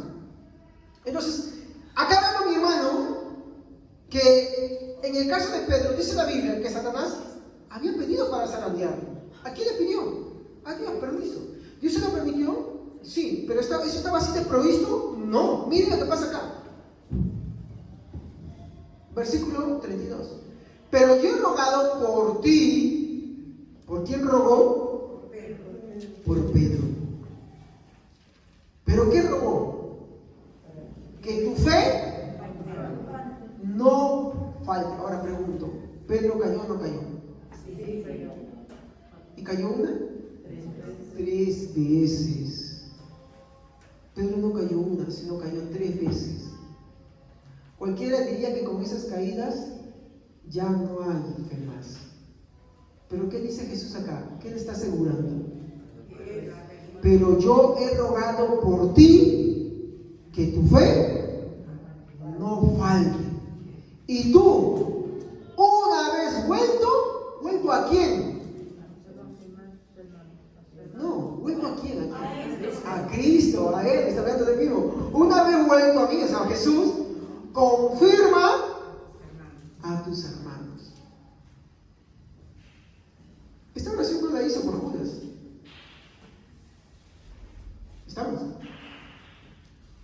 Porque los seres humanos, mi hermano, cuando confiamos en nosotros mismos, metemos la pata y la metemos bien metida. Y aquí vemos un Pedro confiando en Jesús o en sí mismo. No, en sí mismo. Estaba seguro de sí mismo. Y alguno diría, oh, qué fe de este hombre, ¿no? Seguro. ¡Qué fe de este hombre! Ahora más adelante, No una, 3 veces. No pecó una, sino 3 veces. ¿Se cumplió lo que Jesús dijo? ¿Los zarandearon? Sí, los zarandearon. Y la zarandeada no terminaba y todavía se fue a llorar amargamente. ¿Sí o no? ¿Pero por qué su fe no faltó? ¿Cómo? Jesús le había pedido. Jesús le había dado fe. ¿Y solamente queda en una petición? ¿O es que Él obra continuamente? Exacto. Si no hubiera obrado Jesús en Pedro, tendríamos un Judas, pero llamado Pedro. Esa es la gran diferencia. Cuando vemos el caso de Judas era el caso de la moralidad. Nadie pensaría que él era el que iba a traicionar al Señor. Pero sin embargo, vemos una gran diferencia. Judas hizo una, Pedro hizo 3. Pero su fe no faltó, porque quien obraba era Cristo. Por el amor de Cristo. Ese es el punto central. Entonces, una segunda característica, mi hermano, de la fe salvadora o fe viva, es, mi hermano, por quien la trabaja continuamente en nosotros. O sea, esto no es, mi hermano, de agarrar y hacer una charla motivacional y empezar a hablar como Jafí, mi hermano, el hombre que muchos consideran pastor, ¿no? O muchos motivadores por ahí que se meten a la fe porque al final se convierte en un negocio para ellos. Discúlpenme, pero es así. Y lo que hacen al final es impartirte motivación y tú dices, ¡oh, se sienten así motivados! Eso no es fe. Y como la persona se siente tan bien, quiere eso otra vez. No. La característica principal, mi hermano, de la fe viva es, mi hermano, Cristo, quien la obra continuamente en nosotros. Y el caso lo vemos, por ejemplo, Pedro. Ya no le quedaba nada, un motivador ahí. No sé. ¿Qué? ¿Y cómo ves tú la muestra de la fe ahí? Que estamos haciendo ver atrás. Que cuando Jesús va a Pedro, sus hermanos van a Pedro, Pedro se hizo el terco. ¡Ay, vaya, déjenme solo! ¡No quiero saber nada de ustedes! ¿Eso hizo? No, estaba con ellos. Triste, apesadumbrado, y ellos estaban ahí tratando de... ¿Qué le estarían diciendo? No sé. Pero estaba ahí con ellos. Cuando ve a su Señor, Él se va, como muchos cristianos cuando hacen mal y se van. No solo se queda. Corre. Se pone la ropa, nada, no corre, nada. Y se va y busca a su Señor. Pero no que le había fallado fuertemente, y no que lo había visto, no que lo había escuchado. Ajá. No, ni eso, estaba avergonzado. Pero ¿qué estaba obrando atrás? La fe. ¿Era la fe de Pedro o era el Señor Jesús que estaba obrando ahí? Porque recuerden que Él está pidiendo. Aunque Él muchas veces dice que tu fe no falte, porque mi hermano Andrés, Él nos va infundiendo fe, Él nos va dando fe. Muchas veces nosotros, mi hermano, por nuestro constante vivir, mi hermano, nuestra fe languidece. Y necesita, mi hermano, crecer. ¿Y esa cómo crece? Por medio de Dios.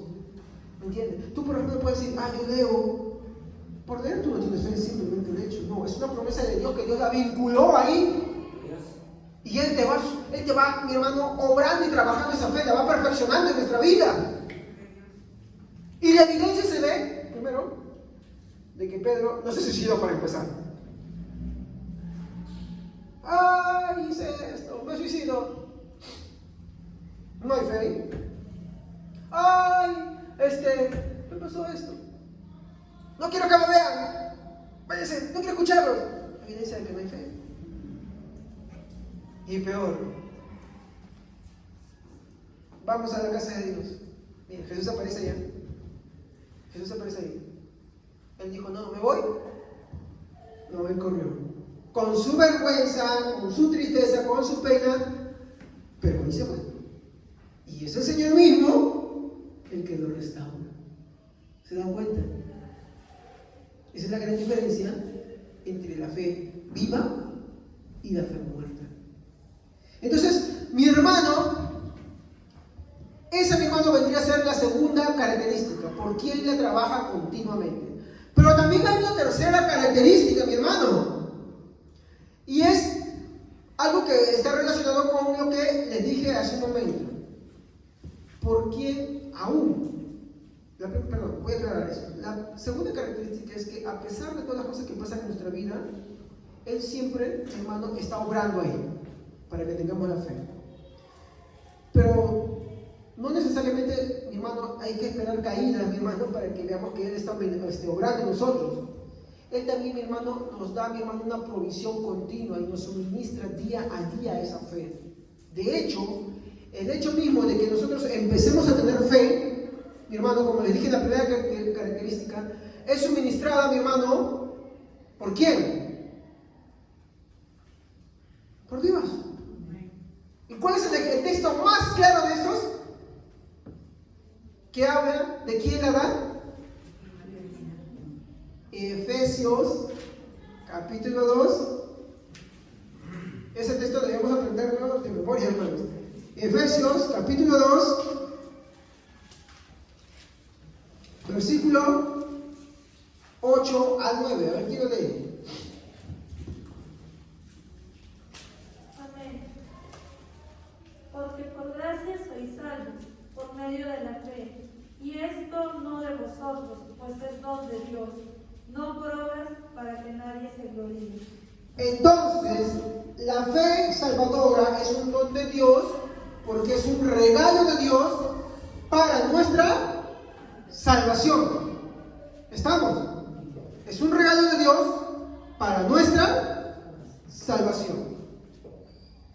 Y ahí se diferencia abismalmente de la fe natural.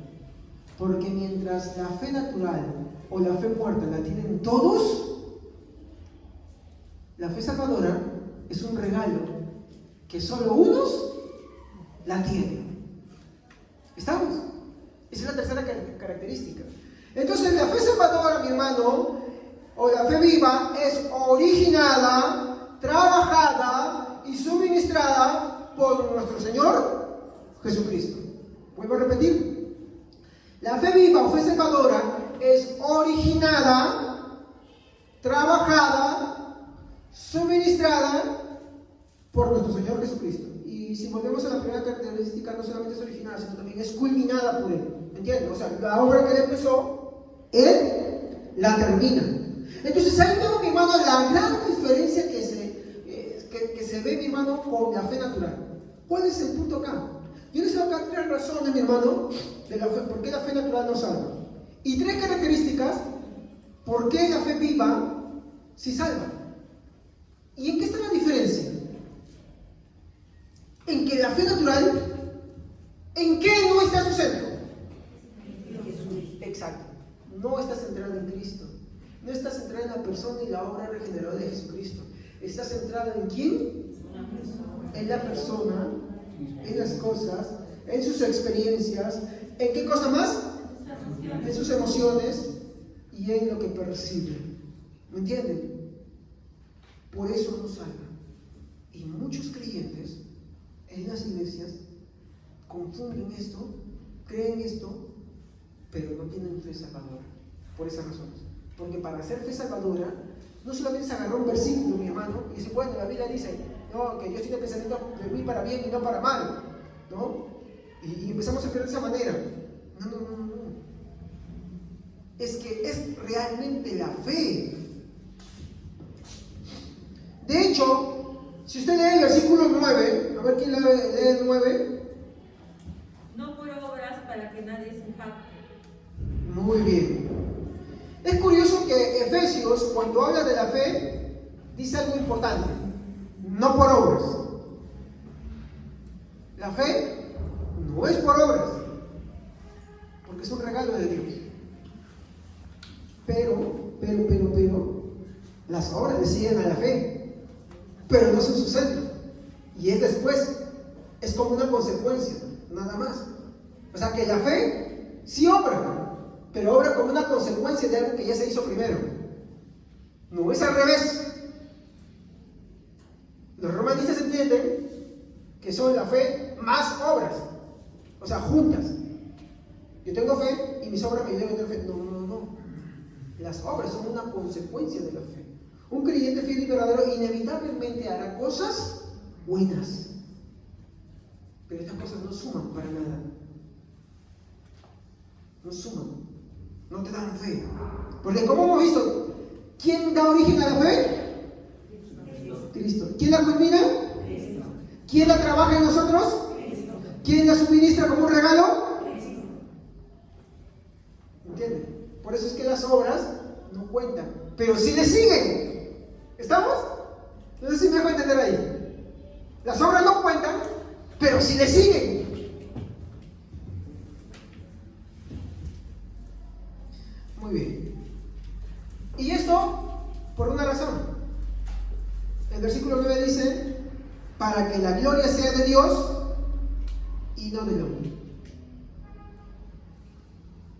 Entonces, creer que el hombre de por sí decir que tiene fe es erróneo. ¿Estamos? Sí, la Biblia dice que hay personas con fe, sí, pero esa fe se manifiesta. ¿Cómo se manifestaba en los casos que vimos con Jesús? Se acercaban a Jesús. ¿Pero quién había originado esa fe? Exacto. Él es el origen.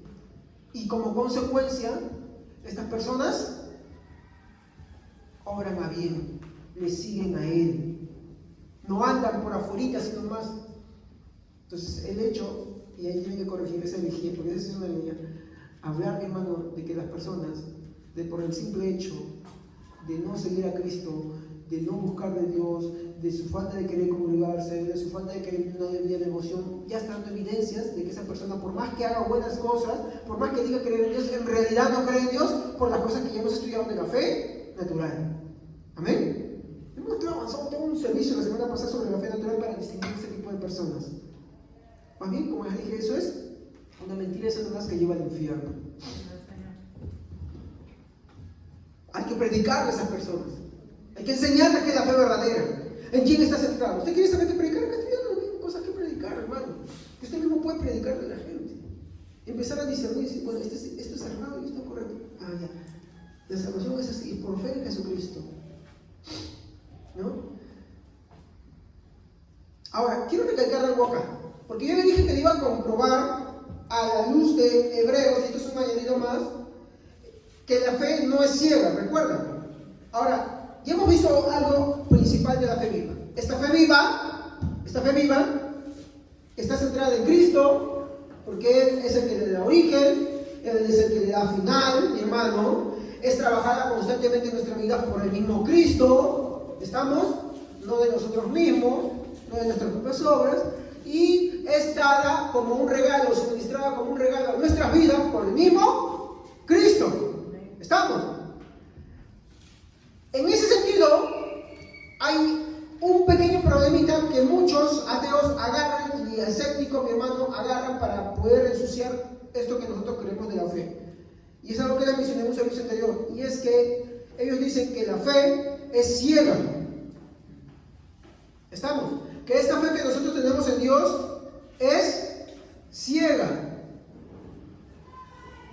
Y una respuesta que nosotros podemos empezar a dar es que no es fe ciega, no es fe vacía, mi hermano, sin sustento ni pruebas. Por eso cuando usted le preguntan, ¿por qué crees en Dios? Ay, porque yo sentí el fueguito, porque yo sentí esto, aquello, lo otro, yo sentí la manito acá, la lengüita que me quemaba acá. Eso no es presentar pruebas. ¿Entienden? De hecho, eso ensucia el testimonio del cristianismo. Sí, ensucia. ¿Por qué? Porque les da argumentos a los que no creen para afirmar que no creemos en verdad. Nuestra fe está sustentada en Jesucristo. Él le da origen, Él le da final, Él la trabaja continuamente en nuestra vida y Él nos la da como un regalo a nosotros. Amén. Pero no es ciega. Porque lo que muchos dicen ellos es que nosotros creemos en algo imaginario, que este Cristo es un imaginario. Y acá viene lo segundo que le tiene que acompañar a esta convicción. Pero parte también y es culpa sí de los cristianos, que ellos agarren esto. Es una mala comprensión de Hebreos 11.1. ¿Qué dice Hebreos 11.1? Antes de finalizar este servicio vamos a dar una pequeña clasecita de griego, pero bien básico, simple nada más. Bien simple, bien chiquitito nada más, nada complicado, para poder desenmarañar un poquito esto. Hebreos 11.1. ¿Qué dice? Pues A ver, alguien que lo lea, no te preocupes, léanlo para que todos lo escuchen. Después la certeza de lo que se espera, la convicción de lo que no se ve. ¿Ve? ¿Ve, pastor? Después la fe, la certeza de lo que no se ve. No se ve. De lo que se está esperando. La convicción. Y entonces te empiezan a usar, ¿no? Usted crea, mentalícese, espere esto. Y eso, ese versículo, mi hermano, es tan manoseado, tan ensuciado, mi hermano, que hoy consideran fe a cualquier cosa. Pero ¿qué es realmente lo que este versículo dice?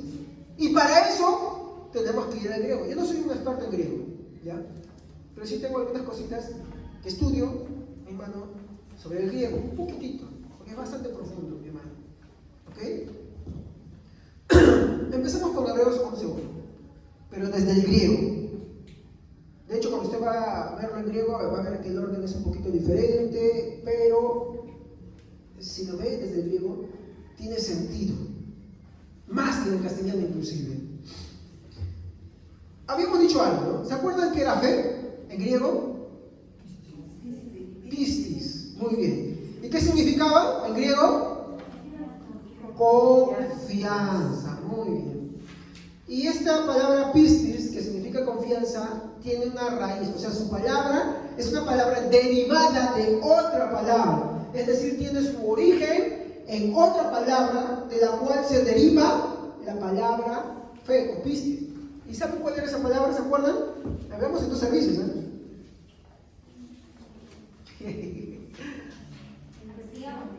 Peiso o peiso, bueno, mi griego es un poquito masticado, disculpen, ¿ya?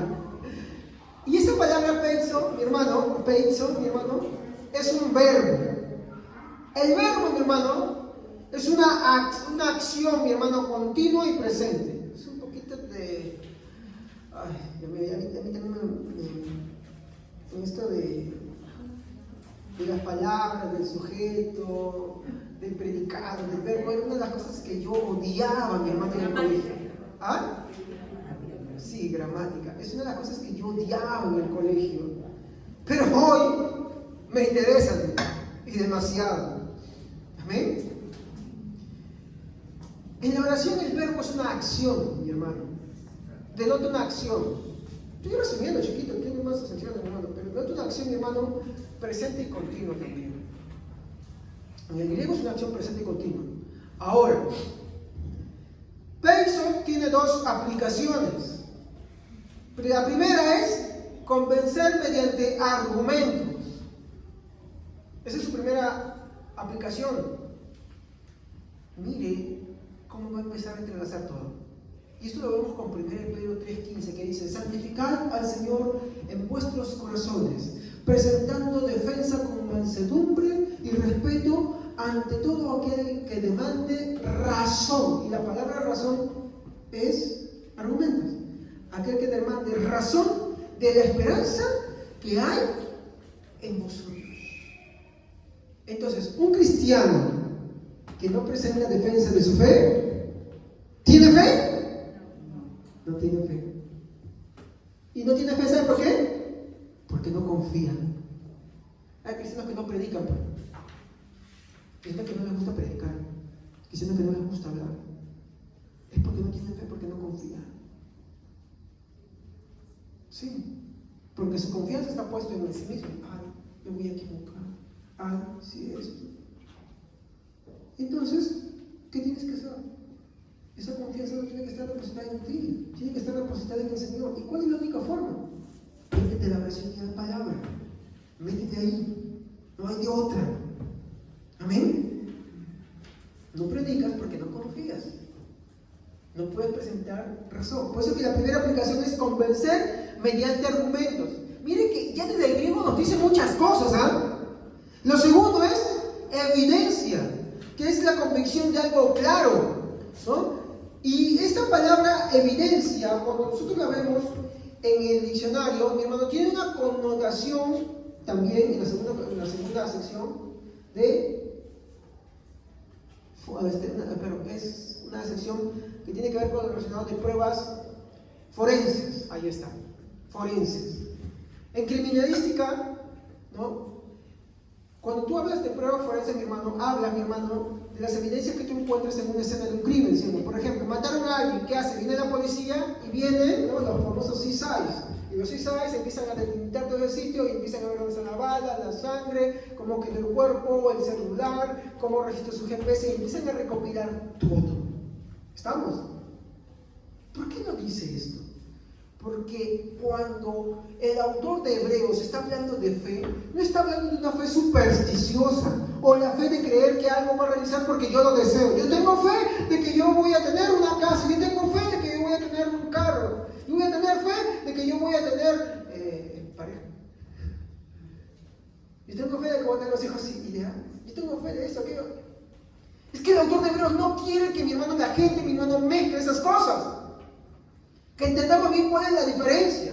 Por ejemplo, mi hermano, le dije, ¿no?, que nuestra fe, mi hermano, tiene evidencias, mi hermano, claras, porque, mi hermano, hay gente, mi hermano, que la registró. Por ejemplo, cuando vemos Lucas, en el capítulo 1, versículo 1 al 4, tú ves que él escribe un tal Teófilo, y que él dice que él ha investigado diligentemente para poner en orden todas las cosas que han acontecido y de los que lo han visto en torno a todo lo que ha pasado con nuestro Señor Jesucristo, para que crezca.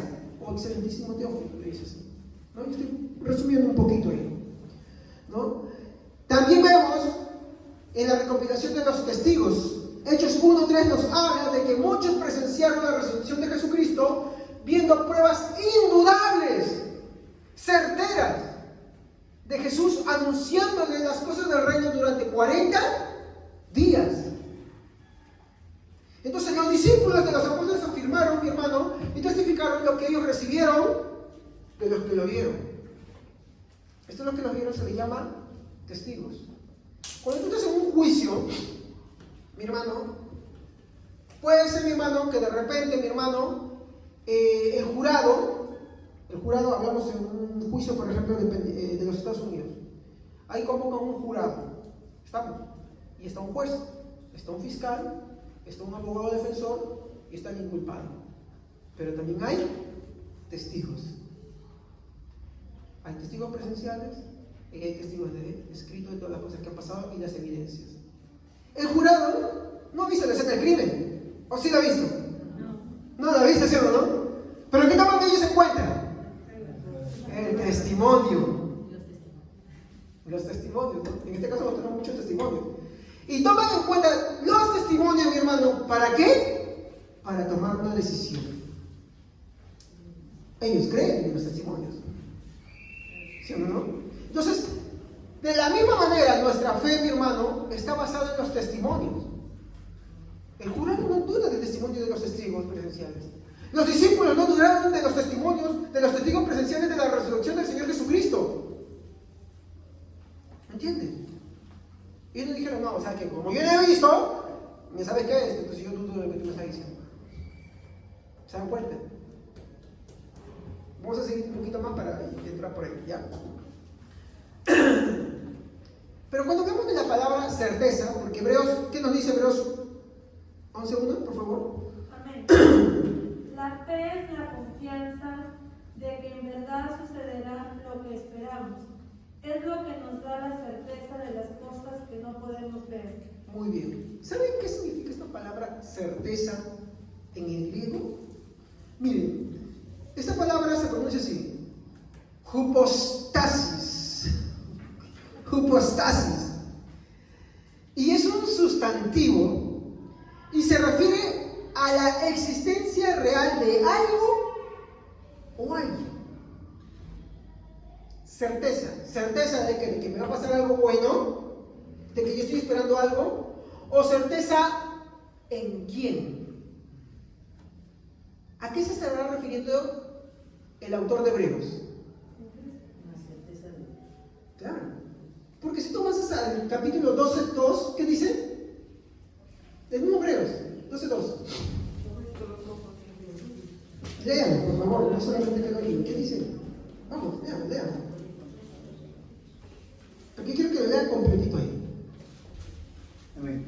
Puesto los ojos en Jesús, el autor y consumador de la fe, quien por el gozo puesto delante de él soportó la cruz, despreciando la vergüenza, y se ha sentado a la diestra del trono de Dios.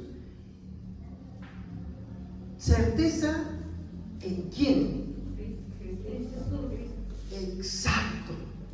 Esta palabra en griego, mi hermano, es un sustantivo que nos habla, mi hermano, de la existencia de algo o alguien. Entonces está hablando de fe en la existencia de Cristo.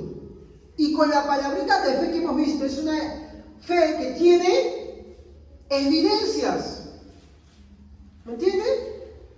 Tiene argumentos, tiene razones, tiene pruebas. Mire cómo es que Hebreo lo está diciendo y cómo es que debemos nosotros presentar el Evangelio. Muchas veces nosotros vamos a predicar, ay no, mira, ¿sabes qué? Ven a la iglesia, mira, ¿sabes qué? Tú tienes que venir al Evangelio para que tú tengas buena familia y eso, y Cristo lo dejamos de lado. Y el Evangelio es Cristo. Amén. El Evangelio es Cristo. Pero para eso hay que saber presentarlo. Muy bien. En este caso, mi hermano, no es algo, sino es alguien. ¿En quién, mi hermano, se origina la fe, como hemos visto? En el cual, mi hermano, obra continuamente en nosotros esta fe. Y quien da la fe. Lo que estábamos estudiando, ¿se acuerdan? En un inicio, ¿no? ¿Quién la origina? ¿Quién la culmina? ¿Quién la trabaja? ¿Y quién la da? ¿Quién es esa persona? Cristo. Muy bien. Hypostasis en griego significa esto, soporte. ¿Qué quiere decir? Que cuando habla de certeza, está diciendo que nuestro soporte, por ejemplo, ¿cuál es el soporte de esta maceta? Si quitamos el pilar de un improviso, y para esta construcción, ¿cuáles son los soportes? Las columnas. Quita las columnas y toda la construcción abajo. El soporte es Cristo. ¿Se dan cuenta? Miren lo que desde el griego ya nos está enseñando. ¿Cómo diferenciar? Hay gente, mi hermano, que su movimiento le parte porque hablan en lengua. Porque, oh, mira, hermano, empezaron a hacer estas y todos corren ahí, quieren estar en el centro de todo esto. Y eso los hace avivar y los hace sentir así. ¡No! ¿Se dan cuenta? Muchos cristianos en la iglesia, mi hermano, solamente tienen fe muerta, fe natural. Y eso es malo, muy malo. Discúlpeme, pero es muy malo. ¿Cuál es la otra palabra que encontramos, mi hermano, en Hebreos? Es la palabra espera o esperanza. No estoy hablando de la hermana Esperanza. Amén. Un ratito. Muy bien. Es pues la fe, la certeza de lo que se espera. ¿Estamos? Y esta palabra en griego, mi hermano, es el piso, con Z, el piso, bueno, discúlpeme, el griego no lo pronuncio bien yo, ¿ya? Y habla, mi hermano, de un hecho ocurrido o una acción realizada. De un hecho o una acción. Y cuando Hebreo nos dice así, es pues la fe, ¿no? Esta fe tiene bases. Esta, mi hermano, fe, mi hermano, tiene una certeza, mi hermano, que está depositada en Cristo. Dice, de lo que se espera. Es de una acción, mi hermano, y de un hecho realizado. El primer hecho realizado que Cristo nos hizo a nosotros, ¿cuál es? Darnos fe. ¿Y qué sigue realizando? ¿Cuál es? Que sigue trabajando en nosotros esa fe. ¿Y qué más me dio? ¿Y cuál es el final? La salvación, la culminación de todo. ¿Me entienden? Entonces la palabra, mi hermano, espera, mi hermano, también es una referencia a la actividad, mi hermano, que Jesucristo hace continuamente en nosotros también. Dice que todo lo está vinculando ahí, mi hermano. Pero ¿qué más dice?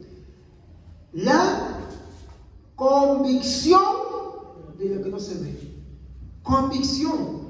La palabra convicción es elenjos en griego.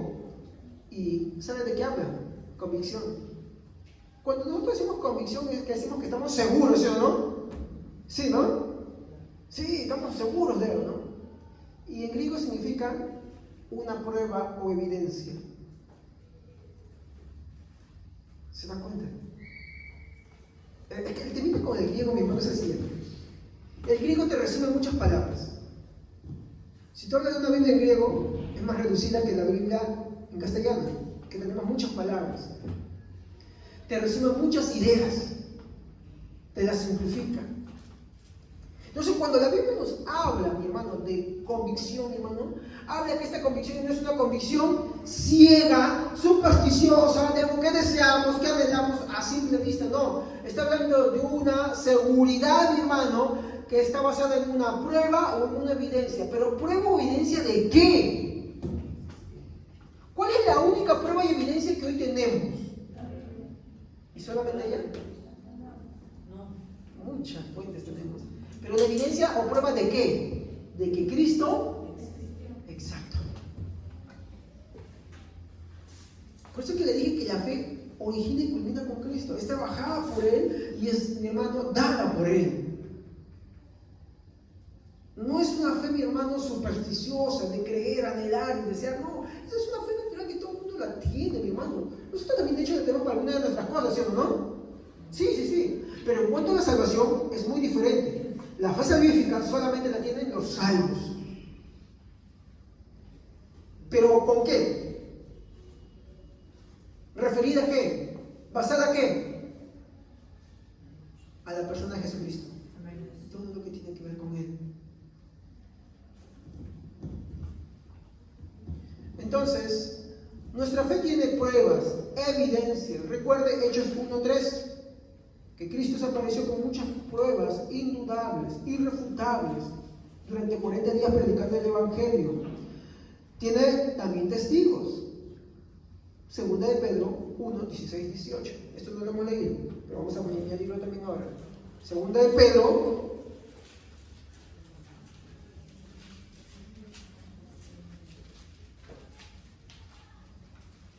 capítulo 1, versículo 16 al 18. A ver, léalo, por favor. Amén.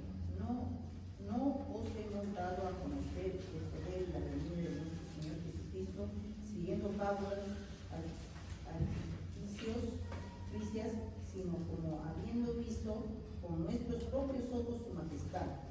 Pues cuando Él recibió de Dios Padre honra y gloria, lo fue enviada desde la magnífica gloria una voz que decía: este es mi Hijo amado, en el cual tengo complacencia.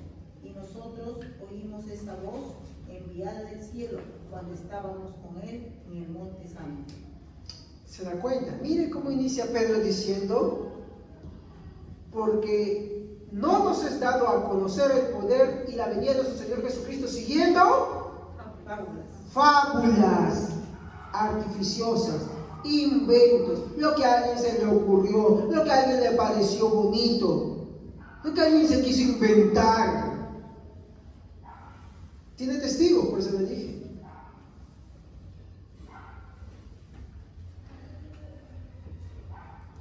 Sino que habiendo, dice, visto con nuestros propios ojos, dice, pues cuando Él recibió de Dios Padre honra y gloria, le fue enviada desde la magnífica gloria una voz que decía: este es mi Hijo amado en el cual tengo complacencia, hablando de Cristo.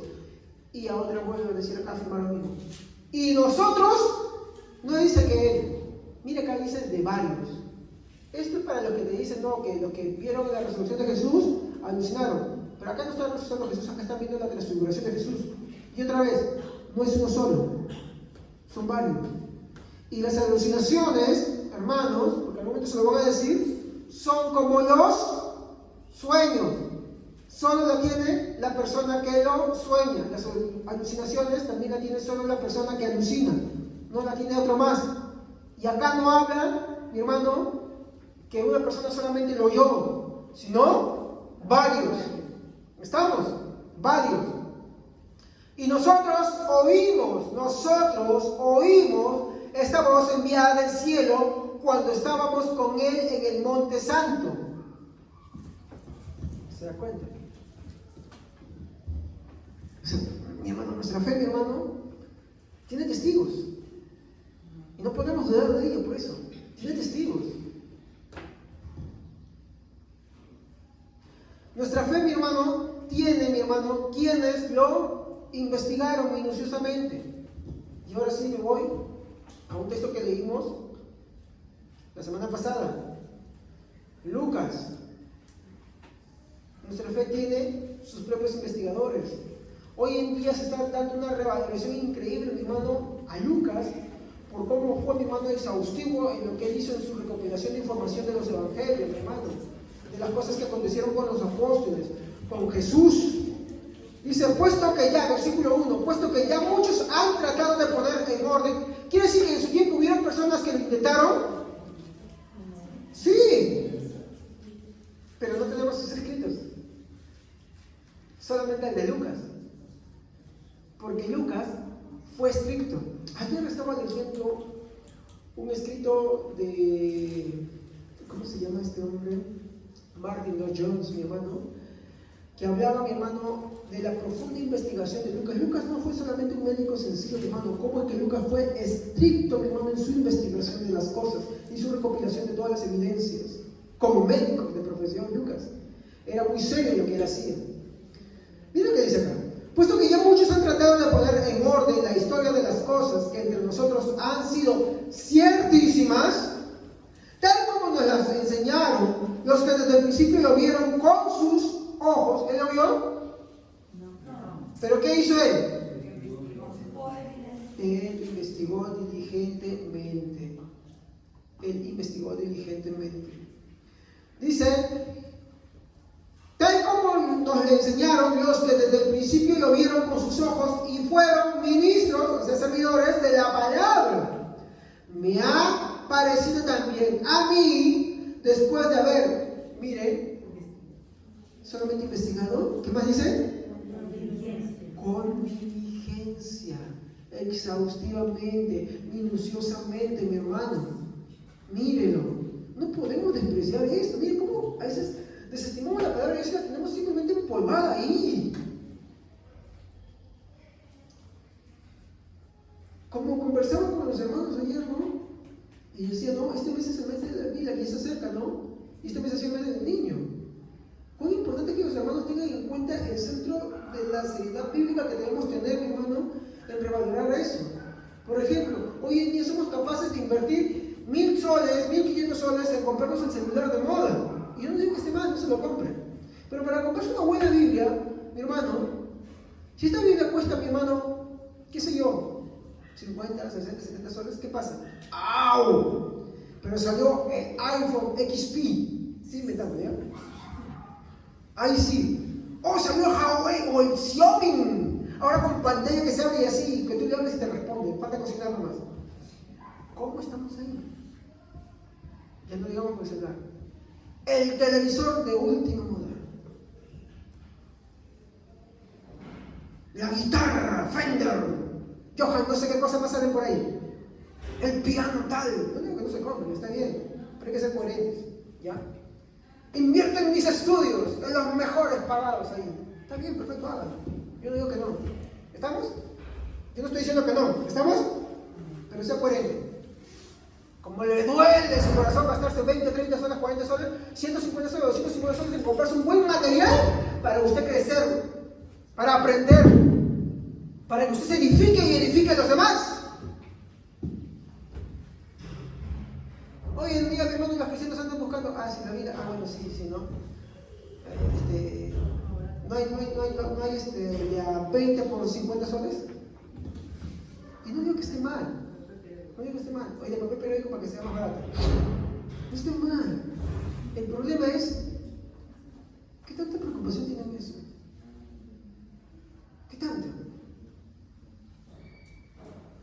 Me compro las zapatillas de 300 soles. Y la vida está buscando la de 10 soles o la de 70, pero no digo que esté mal. Si yo no tengo, está bien, perfecto. Yo, por ejemplo, un día mi esposa me encontró una joyita de segunda, me encontró una versión del lenguaje actual con comentario y todo, muy buena. No digo que no esté mal. Pero a veces no encuentras y tienes que comprar la que sí es y cuesta. Porque así como inviertes en tu ropa, en tus comodidades, en tus cosas, en el canarito, en el perrito, en la casita, en los artefactos, en los muebles, así como inviertes en el ocio, o en tus hobbies, o en tus proyectos, así también se invierte en las cosas espirituales. ¿Para qué? Para el crecimiento y desarrollo de ti mismo y de tus hermanos. ¿De verdad?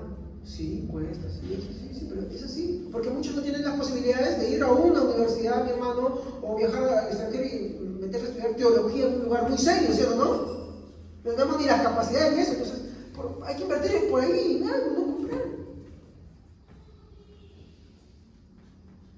Y no digo que esté mal buscar, yo también busco las rebajas, todo eso, ¿no? Pero a veces hay inversiones que sí duelen, pero uno las tiene que hacer porque son buena información también. Para crecer en la vida espiritual y hay que saber hacerlo. ¿No? Es así. Hay que ser coherentes. Yo no estoy diciendo que usted saque de donde no tiene, ¿me entiende? Estamos, porque sería ser un asaltante de la fe, traficante. No. Yo estoy diciendo que si usted sabe en qué invierte, en qué hace sus cosas, invierta en su propia vida, pues también, ¿no? En su propio desarrollo espiritual, ¿no? Invierta ahí también, ¿sí o no? Sea coherente, ¿sí o no? Eso también. Por ejemplo, yo les digo, hermanos, a ver, saquen sus Biblias, y todos van a sacar Biblias, ya muy bien, a ver, ¿quién tiene una Biblia de estudio, de tal versión, tal esto? A ver, muy bien, ya, muy bien, ¿cuál es el último libro que se compró? ¿Qué aprendió de él? A ver, estoy seguro que mi hermano, usted me va a sacar el mueble lleno de videos, que no está mal, yo también tengo mis videos, tengo mi colección, ya. Voy a sacar la colección de no sé qué tantas cosas que se ha comprado, que tiene usted o que está haciendo, pero en cosas bíblicas para seguir creciendo ahí, no. ¿Entiende? Y otra vez acá, yo no estoy diciendo que usted haga de lo que no tiene. Estoy diciendo que sea coherente. Que sea coherente. Si usted se va por un lado, pues así también debería ser lo mismo para el otro lado, ¿no? Para las cosas de Dios. Yo estoy hablando de pues, invertir en un material cristiano para poder desarrollarse, ¿no? De hecho, si en el Perú hubieran universidades teológicas, mi hermano, buenas, reformadas, yo sí quisiera hasta yo mismo meterme ahí. Pero no las hay tristemente. Tal vez en unos años llegará, quién sabe, no lo sé. Pero yo quisiera. Amén. Hasta mis hijos metemos ahí, tal vez, ¿no?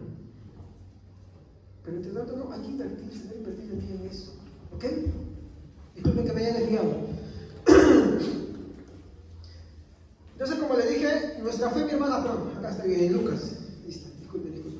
¿Ya? Me ha parecido también a mí, después de haber investigado con diligencia todas las cosas desde su origen, escribírtelas por orden, oh excelentísimo Teófilo, para que conozcas bien la verdad de las cosas en las cuales has sido instruido.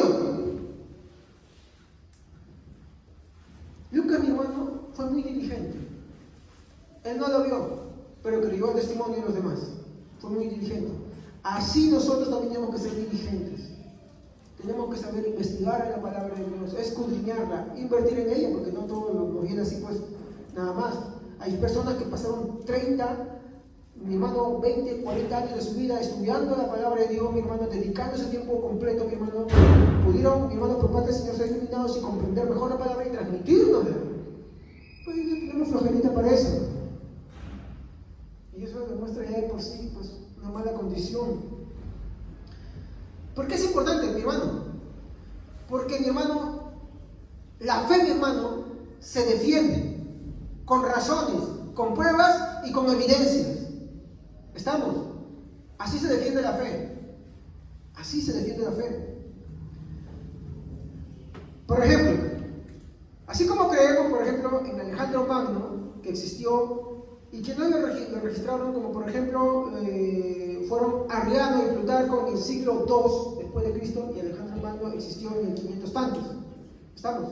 ¿No me estoy equivocando? Discúlpenme. Ya por lo menos 500 o 300 tantos. Eso es antes de Cristo. Por lo menos hay entre 4 a 5 siglos, mi hermano, antes de tener las fuentes más confiables. Tú me preguntas a cualquier persona hoy en día, oye, ¿Alejandro Magno existió? Si te dice que no, es un ignorante. ¿Entiendes? Si te dice que no, es un ignorante. Tú le preguntas a alguien que ha leído, mi hermano, sobre Alejandro Magno y dice, oh, hizo grandes cosas. Una de sus grandes obras es difundir la cultura griega, el pensamiento griego, que influyó mucho, incluso la Biblia fue escrita, mi hermano, en griego, tuvo una influencia grande. Amén. Entonces, nadie duda de su existencia, mi hermano. Nadie duda de, mi hermano, de la veracidad de los escritos, mi hermano, de Arriano y Plutarco, mi hermano, que son confiables, mi hermano. Nadie lo duda. Y no debemos. De esa misma manera, mi hermano, tampoco debemos dudar de la veracidad del testimonio bíblico. Porque si ponemos a compararnos con Alejandro Magno, que tiene una diferencia más o menos de casi 4 o 5 siglos, hasta encontrar la fuente más confiable, ¿estamos? Cuando vemos la fuente más confiable, hablamos de aquella persona que investigó a profundidad, así como Lucas, ¿estamos? Como Lucas. Porque alrededor de Alejandro Magno se escribió muchas leyendas, muchas cosas fantasiosas. Pero los más serios, de los cuales hoy en día se toman referencia, son Arriano y Plutarco. De la misma manera, la Biblia, mi hermano, como lo menciona Pedro, dice que muchos han usado de fábulas artificiosas, ¿sí o no? Ellos tratan de ser estrictos. Entonces nosotros también estamos en una fuente cercana, bien cercana, y que no tenga nada de artificios. Y que sea confiable. Y la tenemos. O sea, sí, la Biblia. No, dentro de ella tenemos otra. ¿Ven? Ya que la Biblia fue escrita en un periodo de tiempo largo, ¿no?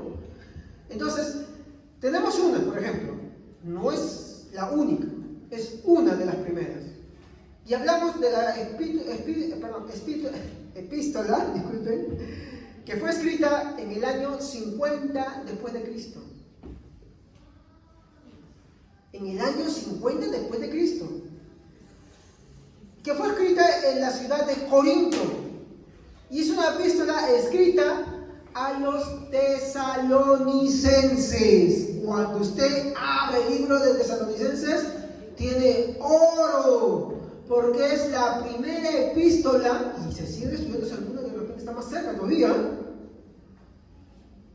pero la primera, una de las que se creen hoy en día, y que ya descartado, totalmente probado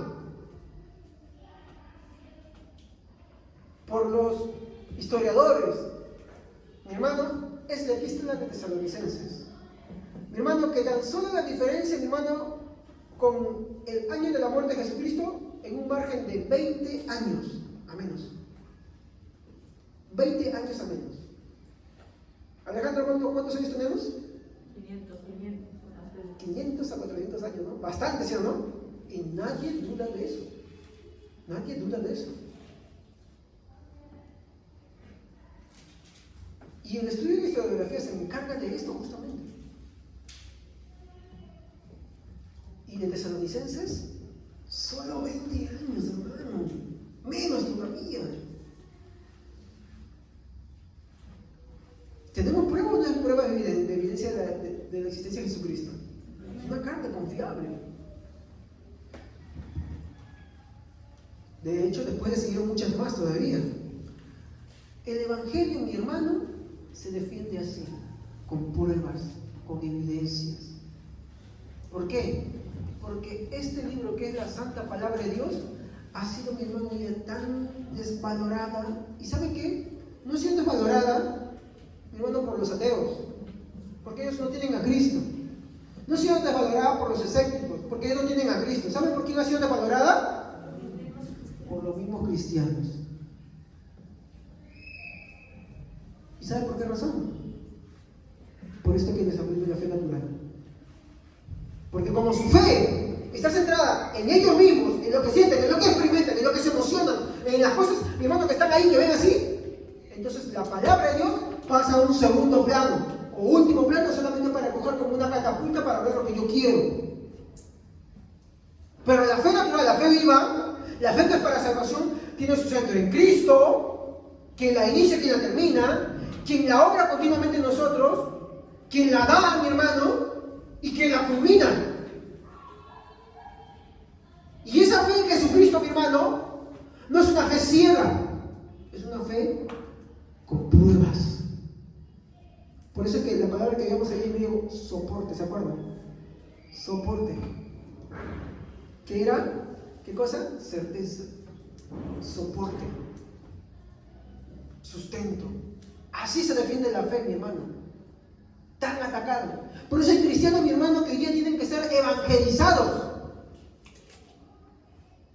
Cuando tú ves un cristiano que te habla de las experiencias y emociones, necesitas ser evangelizado, mi hermano. Necesitas ser evangelizado, porque si sigues eso, no, pero sí, sí, tú lo puedes ver ahora. Pero como su fe está basada en eso, y las emociones son fluctuantes, y las experiencias son fluctuantes, y las personas son fluctuantes, mi hermano, tarde o temprano, flaquea. Pero si está en Cristo, mi hermano, pase lo que pase, así le sucede lo que le sucede a esa persona, siempre va a estar. Y no ciegamente. No ciegamente. Va a estar agarrado, pero no ciegamente. ¿Entiendes? Porque su fe no va a estar basada en él mismo. Entonces, si falla, Judas, me traiciono, me voy. No, va a estar basado en el Señor. ¿Entienden? Por eso es importante diferenciar. Acá no se trata de, ay, no me da pena, no, que mira que buen creyente. Bueno, no hay ninguno, dijo Jesús, mi hermano. Fuera de ahí puede ser bueno, mi hermano. Ay, no, que lo voy a destruir la fe. No le vas a destruir, lo vas a firmar también. Lo vas a firmar. Ya termino. Muy bien. Esta fe, mi hermano, como le dije, tiene evidencias, pero también tiene cosas, mi hermano, que hay que sí separar totalmente y hacer una gran, mi hermano, distinción de la fe natural, mi hermano.